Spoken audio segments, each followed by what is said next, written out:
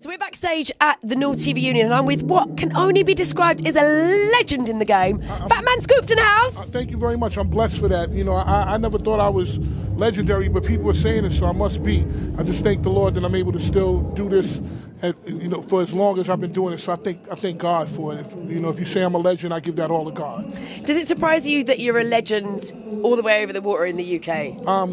It's a blessing. I'm gonna be honest with you. I just did this. I became Fatman Scoop just to pay for my brother to go to university. That's the only reason that I did this. Is this how it started? That's how it started. My brother went to university for 4 years, and then he got out. He came on the road with me for 4 years, and then he went and worked at Def Jam Records in New York for about 4 years, 5 years, and then now he's the president of Maybach Music. He runs Rick Ross's record label. I did not know that. Can we just high five for your brother? Yeah, young Sav. It's my little brother. I'm very proud of him. But this was all because of him, really. So it was karma, really. Good karma came back to you. I honestly believe that the reason that my records have lasted for the time they have is because I did it with good intentions. I did it to help someone. With a pure heart. With a pure heart, yeah. So I work as a host, MC, hype girl. Okay. What you guys hype call it. Girl. Hype girl. Okay, go ahead. Now, Be Faithful is our Save the Rave tune. Yes. You could be in any club, anywhere in the world, and if things are a little bit... Throw it on. Throw on Be Faithful and it will switch up a rave instantly. Yes. Did you know the minute you made that tune that it was going to do what it did? Never. Well, you know something? I was writing that record on the floor. Literally, I was laid on the floor writing it in Crooklyn Clan's house. And I knew, I had these 4 or 5 real chants that I just loved, and I said, this is the right thing. And as I was putting them together, I knew the record it sounded good to me, but I did not know that it was going to do what it was going to do.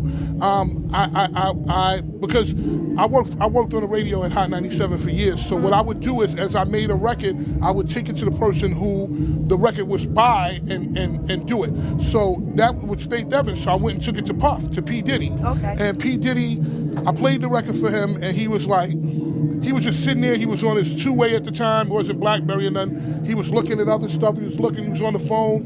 And I thought it was the most horrible record in the world, right? 3 weeks later, I'm at the radio station in the middle of the night, because I worked in the middle of the night. And I get a call. And it's Puff in the club screaming. No. Oh my God, this record's hot, man, this record's hot. When Puff said it was hot, man, at that point I knew that I really had something, and that was it. And when Puff co-signs a track, who's going to argue with that? Nobody's going to argue with it. Nobody's going to argue with it. And does it make you proud when you know that is every DJ around the world? It's their savior track?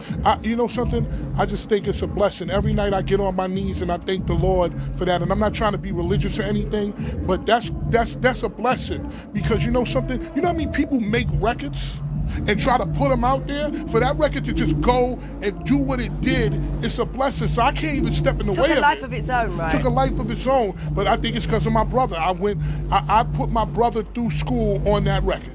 Do you know what I think it is as well? Nobody puts that amount of energy and hype into a studio record. We all do it live, but no one puts that hype on a record. And you took the energy that you have on stage and put it on a track. And I think that was, for me, the key to the whole thing. Look, I'm gonna be honest with you. When we did that, I was mentored by a guy named Dougie Fresh. Yeah. Okay, the world's greatest entertainer. I'm from Harlem. He was my teacher. When we did that record, I did not know what it was going to do. I was just trying to imitate DJ Kool in a record called Let Me Clear My Throat. I didn't know what the hell I was doing. I was just trying to do that. And I knew crowd participation because my mentor taught me everything about it. So I just did it. I was just doing it at the time, just trying to, when I started out, I was like, the school was $40,000 US a year, so 20,000 pounds. And I was like, if I could get a 500-pound show or a 250-pound show, if I could get 200 of those, I'll pay for his tuition for the first year. So then it went from 500 pounds to 1,000, and then it went just on and on and on, and here I am today. So What an amazing story behind that. Who knew that record had such a history behind it? Big history, and look at him now. He's doing his thing, and I'm just proud of him. That's amazing. So for all your UK fans, what can we expect from Fatman Scoop in the future? And when do we get you back over here? It seems like I'm working over here a lot. Right now, what I'm going to do, there's a chance that I'll be doing some type of TV show out here. Yeah. Is that exclusive? Yeah, well, it's exclusive. I actually had one lined up, but I just didn't want to do it at the end. It made me uncomfortable. Okay. I wasn't ready to do it. And then I'm coming right now. And then I was then I'm gonna do something along the lines of what Graham Norton does. Okay. Yeah, like, you know, like some real Graham Norton-esque kind of thing. And by the way, man, Graham Norton's doing his thing in the U.S., man. He's on BBK. He's on BBC US. Yeah, he's doing his thing. Do people love him over there? Look, I have a lot of respect for him because I don't know anybody that can get all those stars on one stage at one time. So I have a lot of respect for Graham Norton. Did you see the Will Smith thing he did last year? Of course, I was talking to Will about that. It's crazy. Incredible. Matter of fact, I was here in the UK the last time with Jaden, Will, and Jazzy Jeff, and all of them did the whole thing. I was sitting in somebody's house in Leeds watching that. It was crazy. I love that. You heard it from the man himself. Watch this space, 2014. Fatman Scoop. See y'all later. Naughty TV, Fatman Scoop. Don't y'all forget, y'all heard it first.